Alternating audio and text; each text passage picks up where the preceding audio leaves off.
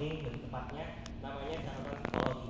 Nah, waktu itu saya menginisiasi untuk membuat sebuah pendidikan untuk menyampaikan psikologi. Nah, seperti yang saya bilang tadi ya, psikologi itu adalah ilmu yang sering digunakan. Artinya ada berapa?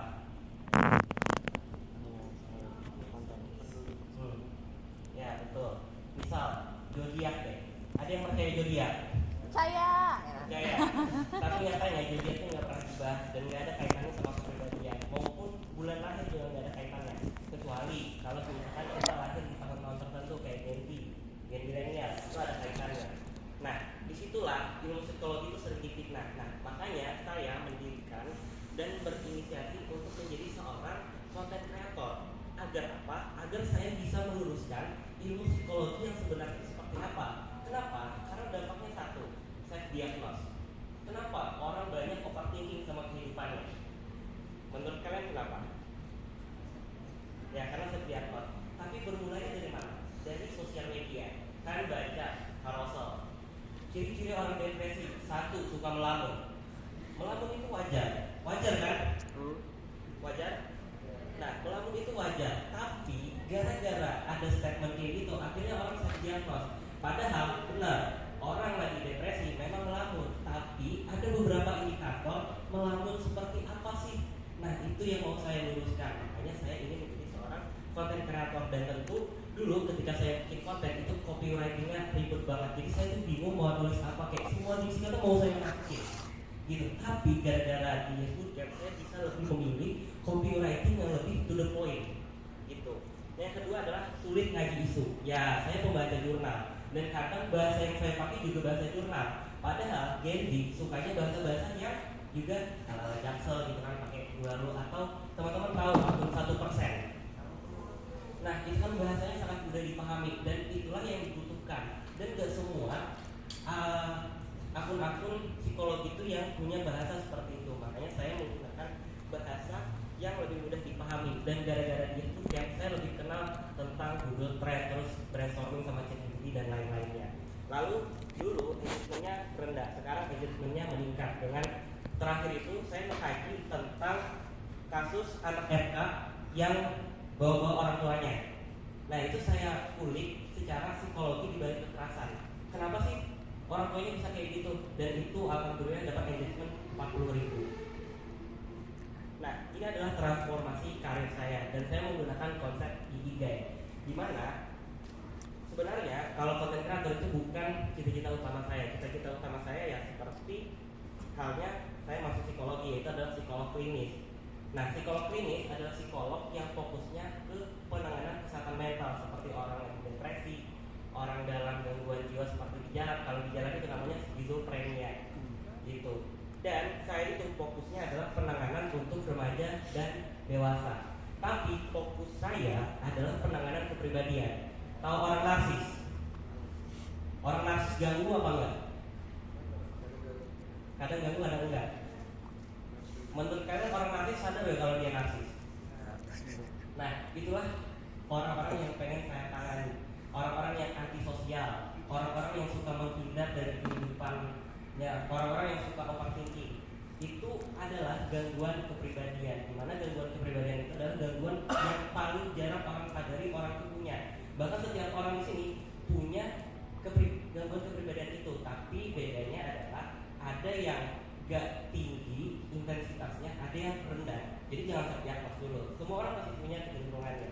Misalkan saya sendiri mengakui kalau saya kadang agak narsis, tapi narsisnya dalam tingkatan ya udah tengah-tengah gitu. Dan ya silakan kalian kalau mau cari tahu kepribadian kalian seperti apa, ikut psikotes. Nah, dari hal tersebut saya pecah di mana karir-karir saya lainnya adalah jadi seorang businessman. Saya mendirikan sebuah bisnis namanya Nocero Society, di mana Nocero Society itu fokus pada pemberdayaan pemuda untuk mendapatkan karirnya. Tapi lebih fokus lagi untuk pengenalan diri terlebih dahulu. Karena saya yakin ketika kamu mau tahu karir, kamu harus tahu dulu diri sendiri. Jadi yang saya bedah ini adalah gimana caranya orang itu bisa tahu dulu kemampuannya. Nah, makanya Ikigai ini sebenarnya gak ada what you love itu aspeknya minat, hobi, hal yang membahagiakan, your strength itu bakat, soft dan kreativitas. Tapi ini adalah hasil bedah saya. Dan ini akan saya jadikan sebagai hak milik. Dalam artian saya mau mengembangkan sebuah pelatihan Ikigai yang lebih up to date, lebih mudah dipahami gitu. Jadi gerak bisnis saya adalah pengembangan pelatihan untuk karir. Lalu untuk selanjutnya saya ingin menjadi trainer, coach dan mentor soft skill dan hard skill. Ya, ini berkaitan dengan bisnis saya sendiri. Dan yang terakhir adalah digital marketer. Nah, walaupun saya berasal dari kelas content creator, tapi pada akhirnya saya menjadi digital marketing. Kenapa? Karena saya yakin untuk menjadi seorang digital marketing harus tahu dulu cara bikin konten yang baik kayak gimana. Makanya saya awali dengan content creator terlebih dahulu. Nah, ini adalah smart saya, di mana spesifiknya karena pembahasan di sini di Yes Bootcamp ya, jadi saya nggak memaparin saya psikolog klinis kedepannya kayak gimana, enggak, karena ya sesuai konteks saja. Digital marketing ini saya akan lamar di perusahaan yang bergeraknya di jasa kesehatan mental, dan kebetulan perusahaannya itu sebenarnya udah ada. Perusahaannya itu asalnya dari Malaysia, penanganannya untuk individu berkebutuhan khusus, dan saat ini dia lagi ekspansi di Indonesia. Nah, itu spesifik saya. Jadi saya ingin melamar di perusahaan dengan produk atau jasa kesehatan mental sebagai digital marketingnya. Nah, misalnya apa? Belajar content creator seperti yang udah saya lakuin, terus belajar digital marketing. Anyway, saya kemarin juga ikut talent class dari Kementerian Tenaga Kerja di digital marketing. Lalu achievable-nya adalah ya menyelesaikan bootcamp, dan saya juga nggak nyangka kalau saya bisa presentasi di depan sini. Lalu harapannya apa? Nah, karena perusahaan saya ini menangani individu berkebutuhan khusus, kalau menurut teman-teman sendiri, individu berkebutuhan khusus itu apakah beban negara atau dia bisa menjadi seseorang yang bermanfaat bagi negara? Ya, bisa bermanfaat, tapi kadang orang masih ngejudge orang-orang dengan berkebutuhan khusus itu. Nah, maka dari itu saya ingin menjadi seorang digital marketing ya, untuk menyebarkan bahwasanya seseorang yang mengalami disabilitas itu tidak sepenuhnya menjadi beban negara, mereka bisa berkembang. Nah, makanya saya mau coba untuk memberikan awareness terlebih dahulu di sosial media bahwasanya individu berkebutuhan khusus bisa berkembang, dan itu adalah time bound time. Oke, tentu terima kasih kepada Kemenpora yang telah menginisiasi program ini, program yang sangat bermanfaat sekali bagi saya, dan ini adalah hasil output setelah saya ikut kegiatan Yes Bootcamp. Pertama, saya pengen jadi seorang coach dan mentor, dan alhamdulillah di universitas saya sendiri saya sudah mengajarkan skill content creator yang diajarkan Kak Fajar ke mahasiswa-mahasiswa di universitas saya. Lalu saya juga berhasil mendapatkan predikat terbaik 2 digital marketing di Kemnaker, karena kemarin saya ikut dari talent class itu, dan ilmu dari content creator itu kepake banget di digital marketing. Jadi mungkin teman-teman yang dari digital marketing next bisa belajar content creation itu lebih spesifiknya kayak gimana. Lalu saya juga udah mulai lebih meningkatkan bisnis saya, dan terakhir ya saya sangat terima kasih kepada Kak Fajar, karena Kak Fajar yang nggak ada di sini, semoga Kak Fajar dengar. Kak Fajar itu inspirasi saya sendiri, di mana konten-konten pembedahannya itu membantu saya banget buat menjadi kehidupan saya. Sekian, terima kasih. Wassalamualaikum warahmatullahi wabarakatuh.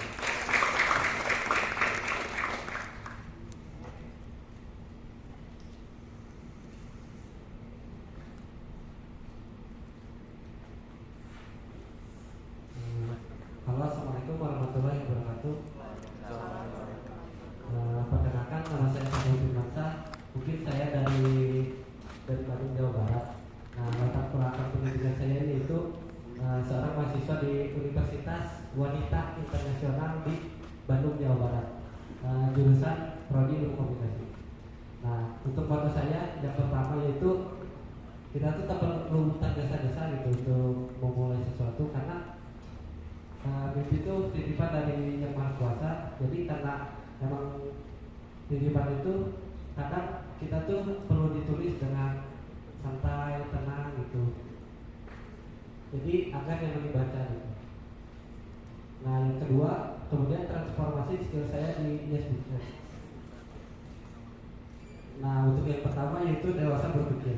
Ya, dalam di sini tuh dewasa dalam berpikir apa, yaitu ketika saya sendiri membuat konten, kadang kita tuh memasukkan egosentris gitu dalam konten tersebut, karena kita tuh ingin membahas hal tersebut, bahkan memang hal tersebut itu belum tentu dibutuhkan oleh orang lain, kan, tetapi kita tuh harus meriset dulu si pasarnya, apa kebutuhan klien atau apapun itu, karena untuk saya pribadi kan sedang freelance di sebuah agensi, jadi kadang editing saya tuh tidak kurang disukai si klien karena emang dari awal tuh udah egosentris gitu, karena ini tuh desain yang saya buat tapi pengen di show up ke sosial media mereka, padahal itu tuh hal yang salah.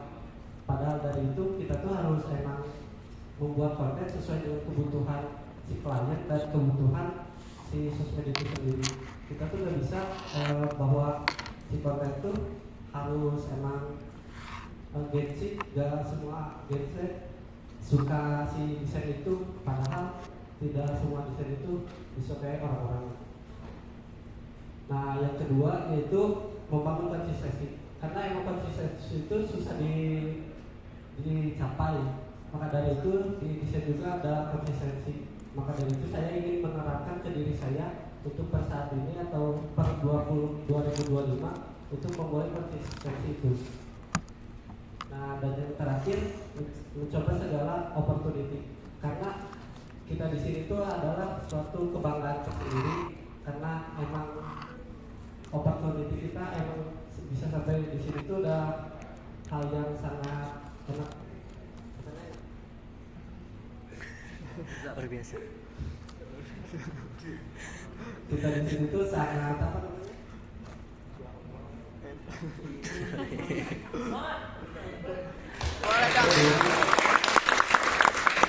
Kita beruntung bisa sampai di sini, apapun caranya gitu, karena kan banyak dari 100 orang atau bahkan sebelum pendaftaran pun banyak orang yang ingin mendaftar gitu. Jadi pada akhirnya ya ini tuh ada kesempatan, kita tuh ambil segala kesempatan yang ada biar untuk kesempatan yang akan datang itu ada lagi gitu. Dan yang terakhir, skill itu bisa diasah dengan dedikasi, latihan, dan pembelajaran berkelanjutan. Nah, untuk rencana masa depan saya, mungkin ini khayalan saya tersendiri, mungkin semoga bisa diwujudkan oleh saya sendiri gitu. Nah, yang pertama untuk 2025, yang pertama itu menyelesaikan studi S1 saya dan membangun portofolio. Jadi terkadang di pekerjaan itu harus ada portofolio gitu, karena kan apalagi kita di bidang content creator atau digital marketing, kadang si sertifikasi itu tidak perlu didapatkan, yang penting itu portofolio kita tuh udah sampai mana, karena dengan portofolio itu kita akan menggambarkan diri kita udah mengerjakan apa saja. Nah, untuk 2026 sampai 2007 mungkin saya ingin mencoba melamar ke profesi yang lebih serius, yaitu di dunia komunikasi maupun di bidang desain grafis atau media kreatif. Nah, untuk yang 2028 sampai 2029 yaitu memperluas pengalaman dan membangun reputasi profesional. Nah, setelah mempunyai karir profesi yang cukup baik, kemudian saya ingin membagikan wawasan saya di sosial media supaya untuk membranding diri yang pada akhirnya di 2030 nanti itu ingin menjadi freelance. Kenapa freelance? Mungkin saya ingin berimpian dan mewujudkan impian saya hidup di desa sebagai orang yang slow living gitu. Jadi mengerjakan kerjaan freelance dari luar negeri gitu. Itu impian saya terbesar saat ini gitu. Dan yang terakhir mungkin saya ucapkan lagi terima kasih kepada Kemenpora dan tim Agapi Institute juga selaku yang telah mewadahi kegiatan ini gitu. Mungkin kita nggak ada di sini juga tanpa bantuan mereka gitu. Dan yang terakhir semoga kedepannya Kemenpora dan semua orang di sini jadi lebih baik dan mendapatkan karir impian mereka. Amin. Dan yang terakhir, bermimpi itu penting, tapi bangun dan berusaha yang lebih penting. Sekian dan terima kasih.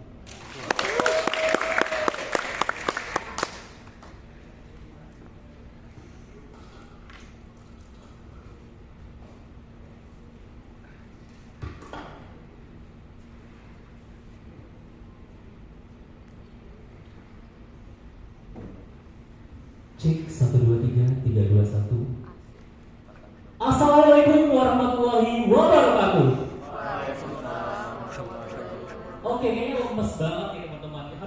ya.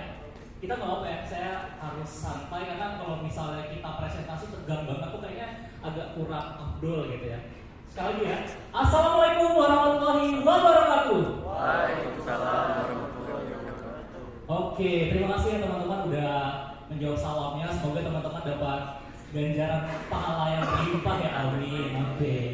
Oke teman-teman, di sini sebelumnya terima kasih banyak kepada panitia dan juga teman-teman yang sudah mempersilahkan saya meluangkan waktunya untuk mendengarkan presentasi saya pada siang hari ini. Semoga teman-teman nantinya bisa mendapatkan mungkin pencerahan. Kita sama-sama sharing di sini, sama-sama mencoba untuk menceritakan kira-kira pengalaman yang saya pernah dapatkan selama mengikuti Bootcamp itu apa aja gitu ya. Dan juga mungkin ada pepatah yang mengatakan tak kenal maka tak sayang gitu ya. Maka dari itu perkenalkan teman-teman, nama saya Gilang Satria Pratama. Teman-teman bisa panggil saya Gilang. Jadi saya di sini perwakilan dari Samarinda, Kalimantan Timur. Jadi sangat bangga dan bersyukur sekali teman-teman, saya bisa bertemu dengan kalian yang orang-orang hebat di sini. Jadi kita di sini bukan 5 orang terhebat, tapi 30 dan 100 peserta ini udah luar biasa banget terbaiknya. Jadi sedikit cerita teman-teman. Jadi pada saat saya terpilih gitu kan, dan ngelihat bosnya saya perwakilan dari Kalimantan Timur sendirian gitu kan, sempat insecure sebenarnya, sempat ngerasa kayaknya bisa nggak ya aku bersaing, terus juga disandingkan dengan orang-orang dari teman-teman yang mungkin dari universitas ternama, dari teman-teman udah punya pengalaman yang banyak gitu kan. Tapi saya mencoba untuk memberanikan diri, saya coba untuk percaya bahwasanya kita itu bisa, kita itu mampu kalau misalnya kita mau berusaha dan mau untuk percaya diri. Karena sejatinya kalau misalnya diri kita sendiri aja nggak percaya sama kita, gimana kita mau bangkit gitu ya, nggak sih teman-teman? Itu yang mungkin teman-teman harus juga ketahui gitu. Nah, jadi teman-teman, di sini saya dari Prodi Ekonomi Pembangunan Universitas Mula Warman. Jadi memang cukup relate ya digital marketing dengan ekonomi, karena juga di setiap lini kehidupan masih penting banget belajar mengenai ekonomi gitu. Oke, berbicara tentang alasan saya bergabung Yes Bootcamp teman-teman, yang pastinya adalah menambah ilmu dan pengalaman ya, jawaban basic ya. Terus juga memperluas relasi, walaupun memang jawabannya basic, tapi ini adalah hal penting ya nggak sih teman-teman gitu kan. Terus juga saya ingin juga menciptakan portofolio yang baik, karena memang saya ngerasain banget teman-teman dan kakak tingkat saya ada beberapa yang sudah lulus, ada yang mendapatkan predikat lulusan terbaik, lulusnya cepat, IPK-nya bagus, tapi karena dia nggak punya pengalaman, nggak punya portofolio yang bisa mendukung, masih nganggur sampai sekarang. Dan juga saya ngerasa sebenarnya agak insecure dan overthinking sebenarnya. Kira-kira selama ini apakah persiapan aku untuk dunia kerja itu prepare banget nggak sih sebenarnya? Karena takut banget mengecewakan kedua orang tua, takut banget kita nggak bisa mencapai apa yang kita inginkan gitu. Cuman dengan Yes Bootcamp ini saya mencoba untuk bisa berani keluar dari comfort zone, berani untuk membangun portofolio yang baik. Kemudian juga pastinya adalah mempersiapkan diri agar kompeten di dunia kerja dan juga bekal untuk berwirausaha. Karena saya rasa kalau misalnya kita cuma menjadi budak korporat lah bahasanya gitu kan, kerja sama orang terus, alangkah baik kita juga mencoba untuk bisa menciptakan lapangan pekerjaan bagi orang banyaknya nggak sih teman-teman. Kita bisa membuka kesempatan kerja yang lebih banyak gitu. Itu yang mungkin tujuan jangka panjang saya. Mungkin kalau kutipan inspiratif atau motonya adalah ini yang saya selalu pegang dari zaman SMP sampai sekarang. Tidak ada yang tidak mungkin jika Tuhan menghendaki, asal kita mau berusaha. Sama sebaik-baiknya manusia adalah orang yang bermanfaat bagi sesama. Ini selalu saya pegang karena sejatinya setiap orang kalau misalnya bisa berbagi kepada orang lain, pasti dia akan mendapatkan lebih banyak hal yang bisa positif di kehidupan sekitarnya gitu. Oke teman-teman, berbicara tentang transformasi skill saya di Yes Bootcamp. Jadi memang sebelum dan juga setelah itu pasti banyak banget perbedaannya. Saya juga merasakan perubahan yang signifikan. Jadi memang sebelum Yes Bootcamp saya sudah punya beberapa pengalaman digital marketing pelatihan gitu. Saya pernah ikut dari Dinas Pemuda dan Olahraga Kota, Dinas Pemuda dan Olahraga Provinsi, Dinas Koperasi dan UKM Kota Samarinda dan Kalimantan Timur. Bahkan juga pernah sering ikut juga beberapa kali kegiatan di kampus gitu, seminar ataupun pelatihan. Bedanya pertama ya, dari jangka waktu pelatihan ya. Jadi kalau di saya ikut pelatihan itu mungkin sehari 2 hari, seminggu. Nah kalau misalnya sebutkan kan kita di gembleng atau dibina 2 sampai 1 sampai 2 bulan gitu lah bahasanya. Jadi benar-benar spesifik, itu perbedaan yang pertama.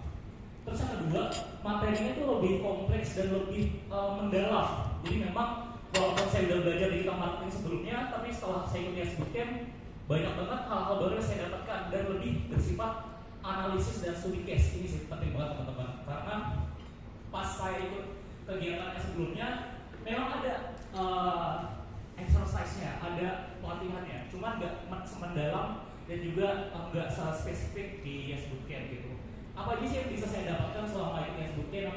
Yang pastinya adalah optimalisasi bagaimana strategi funnel marketing, penerapan content marketing, tone of voice, dan juga sebagainya. Karena memang yang saya masukin itu adalah 4 hal yang belum saya pelajari dan saya dapat di YES Bootcamp ini. Mungkin itu sih teman-teman. Oke, berbicara tentang rencana masa depan. Kalau kita bicara tentang rencana masa depan, pastinya sebagai Gen Z, sebagai pemuda yang punya cita-cita, kita harus mempersiapkan dari sekarang. Kita harus punya tujuan yang jelas, spesifik, dan juga kita jangan sampai mau bahasanya hanyut aja gitu, ngikutin alir-alir aja. Kita nggak punya tujuan, kita harus punya tujuan. Jadi langkah strategi saya sih dalam 1 tahun ke depan pastinya adalah fokus menjelaskan studi dengan hasil yang memuaskan. Itu pasti goals yang sangat-sangat penting untuk membanggakan luar. Terus yang kedua adalah meningkatkan skill melalui berbagai pelatihan dan sertifikasi, karena memang saya ini orangnya nggak mau cepat puas sih teman-teman. Jadi aku pengen juga teman-teman juga jadilah seperti gelas yang kosong saat bertemu dengan orang baru, saat bertemu dengan kesempatan baru. Kalau misalnya kalian seperti gelas kosong, pasti banyak banget yang dapat input yang bagus gitu. Kemudian yang ketiga adalah membuat usaha F&B bersama teman di kantin rektorat. Ini juga salah satu langkah strategi saya dalam waktu ke depan, karena memang udah survei tempat, udah juga punya rancangan sama teman-teman, karena sejatinya lingkungan positif itu membantu kita juga loh teman-teman gitu. Terus yang keempat adalah membangun portofolio dan juga personal branding serta menjalin relasi.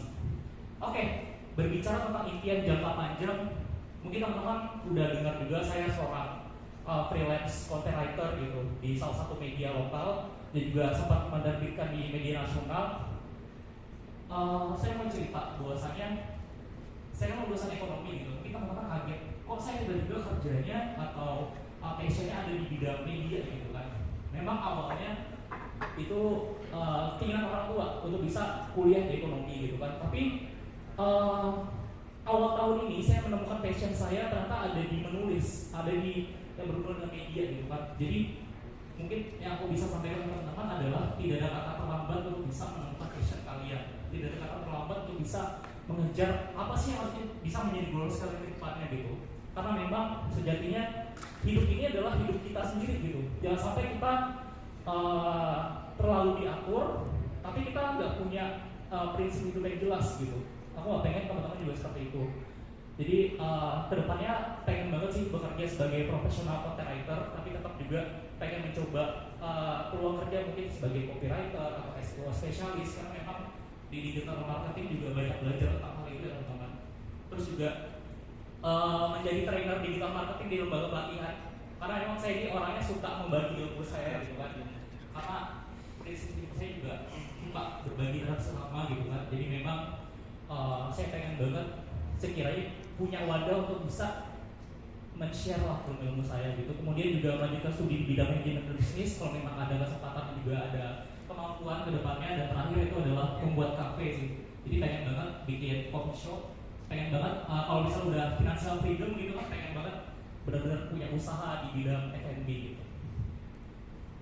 Oke, mungkin itu teman-teman penutup dari saya. Saya ucapkan terima kasih banyak kepada Kemenpora, terima kasih juga kepada Agapi Institute, terutama kepada panitia dan juga fasilitator. Terima kasih juga kepada mentor kita yang sangat luar biasa. Mungkin teman-teman di digital marketing udah tahu ya, ada Kak Ryan Adam sama Pak Zulfikram. Karena banyak banget ilmu yang belum saya dapatkan di YES Bootcamp ini gitu. Terus juga terima kasih buat kalian peserta YES Bootcamp yang memang karena kalian tuh saya jadi makin termotivasi. Ternyata orang-orang kalian ini hebat banget gitu.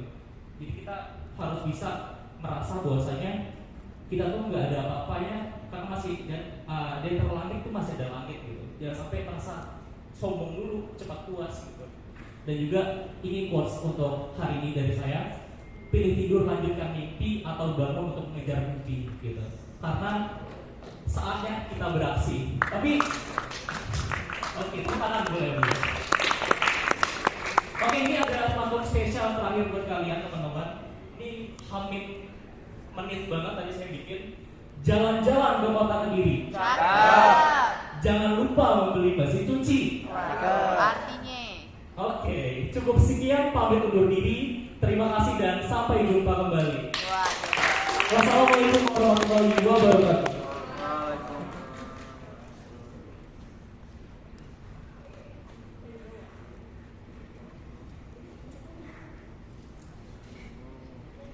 Di Jiman 2 masih kantor ya? Iya, kayaknya sudah. Mentornya 2.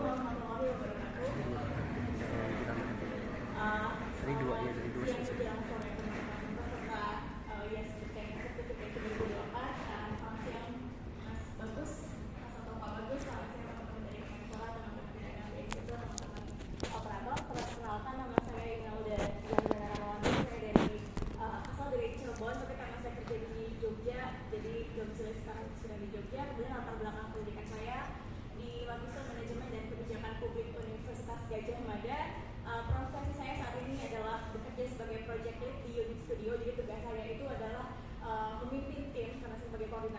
Bagaimana caranya supaya mahasiswa S2MKP itu punya soft skill dan hard skill yang bisa ditawarkan ketika mereka nanti lulus.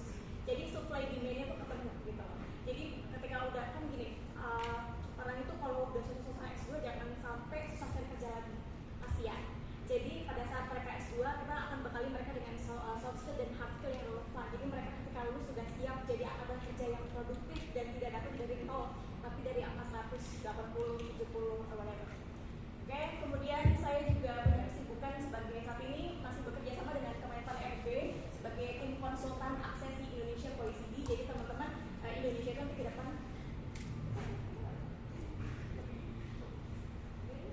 Halo. Jadi Indonesia itu nanti di 2025 nggak cuma masuk BRICS ya, dalam waktu dekat juga Indonesia akan bergabung menjadi anggota member dari OECD. Saya bertugas sebagai konsultan kebijakan di situ, membantu untuk menyusun initial memorandum dan juga memastikan bahwa kualitas undang-undang kita, gitu, kualitas ASN kita itu sudah sesuai dengan standar internasional. Situ. Kemudian untuk motivasi bergabungnya itu ya ada beberapa. Pertama adalah kenapa saya ikut ini, karena ini bisa membuka peluang untuk saya switch karir gitu. Kan saya dari S1, S2 dan sudah menerima S3 itu politik pemerintahan, terus kebijakan publik, terus jadi ini merupakan salah satu momen untuk switch karir karena different.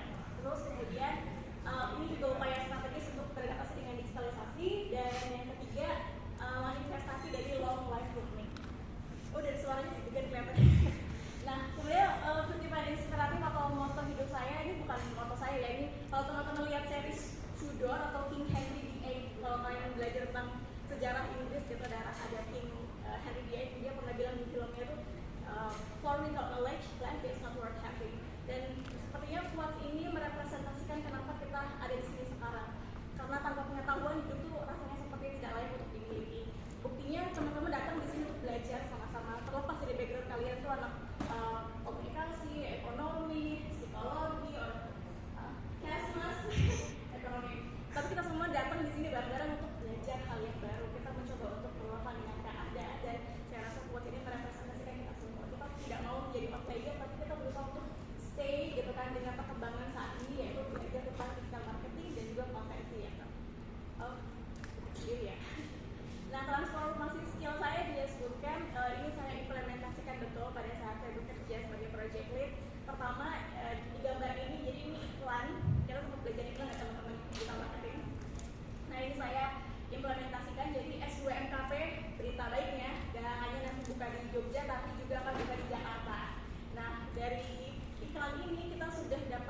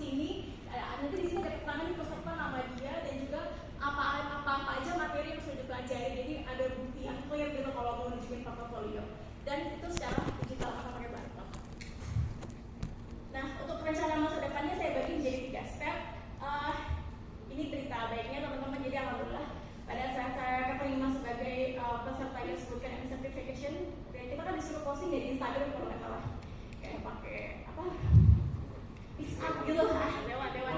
Nah itu di detik saya post itu di Instagram, detik itu juga saya di DM sama chairman dari salah satu perusahaan consulting, mentoring and coaching yang ada di Jakarta Barat. Dia minta langsung interview dan kita ketemu di Zoom meeting 2 minggu setelahnya, dan saya kebetulan kontrak saya selesai di UGM 31 Desember tahun ini, dan nanti Januari sudah mulai bergabung di The New Institute. Jadi ini memang benar-benar luar biasa. Terima kasih Mas Bagus untuk program yang disebutkan ini, sangat berdampak untuk karir saya, mudah-mudahan juga berdampak buat teman-teman. Gimana Pak? Oh iya, Gapi juga terima kasih. Oke, jadi dalam waktu dekat saya akan bergabung dengan The New Institute. Kalau ini rencana kalau misalnya tes CPNS saya tidak lolos ya. Jadi ada yang ikut juga. Nanti kan tanggal 5 sampai 12 Januari. Jadi kalau nggak lolos, kira-kira perjalanan hidup saya kayak begini nih. Jadi yang pertama itu bergabung di TNDI.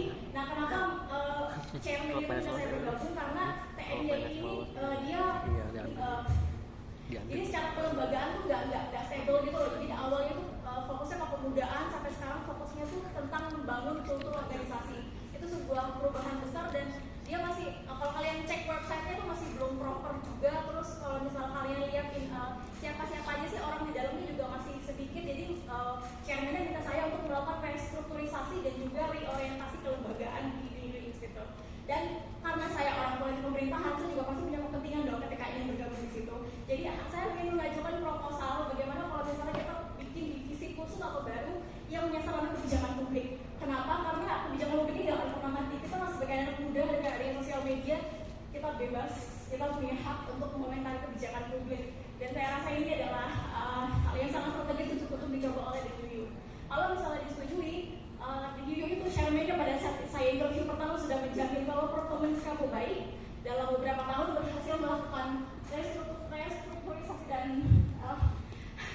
reorientasi kelembagaan, kami menjamin S3 kamu gitu, tapi dengan ikatan dinas tertentu. Jadi saya nanti akan S3 dengan beasiswanya DUU dan aktif mengikuti konferensi dan membangun networking supaya kita punya, ya networking itu penting ya dalam kebijakan publik dan pemerintahan, supaya kita punya banyak perspektif.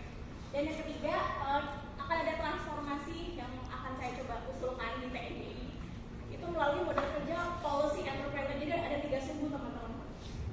Sumbu pertama itu, saya pengennya TNDI itu menjadi lembaga untuk pengembangan SDM dan konsultan kebijakan. Jadi kalau pengembangan SDM itu kita kayak melakukan pelatihan kepemimpinan gitu. Terus kemudian kalau konsultan kebijakan seperti yang saya lakukan di OECD, kita bisa, kalau gini teman-teman, dalam kebijakan publik, pemerintah itu butuh stakeholder dalam membuat kebijakan. Nah, kita bisa masuk ke ranah situ untuk menyusun kebijakan. Sumbu tengah itu menjadi science communicator, kayak misalnya kita ngasih konten-konten edukatif tentang kebijakan publik dan bagaimana ada satu hal yang agak risih ya, saya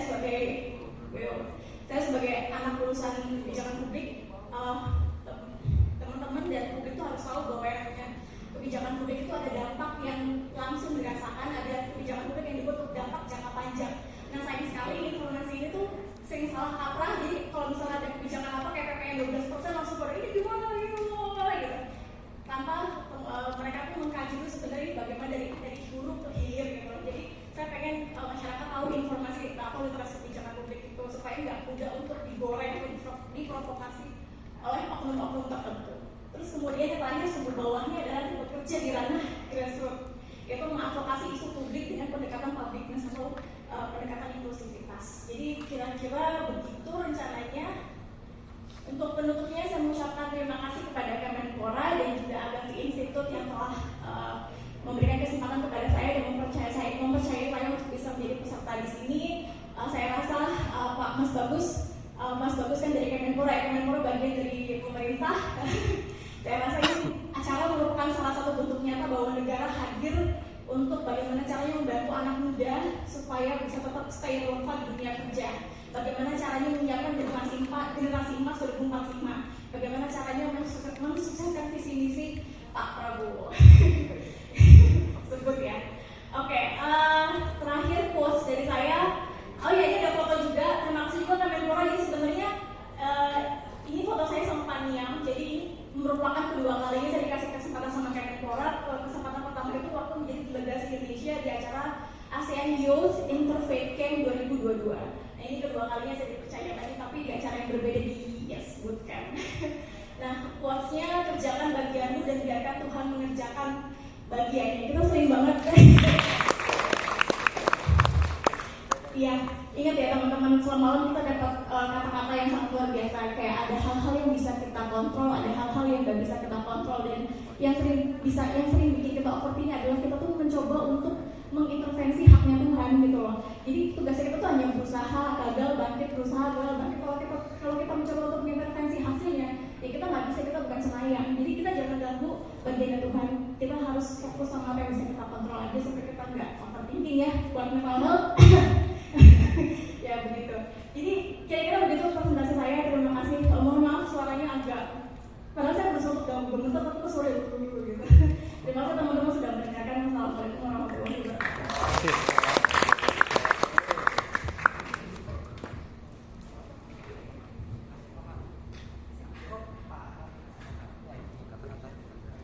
Kata-kata Kata-kata terakhir.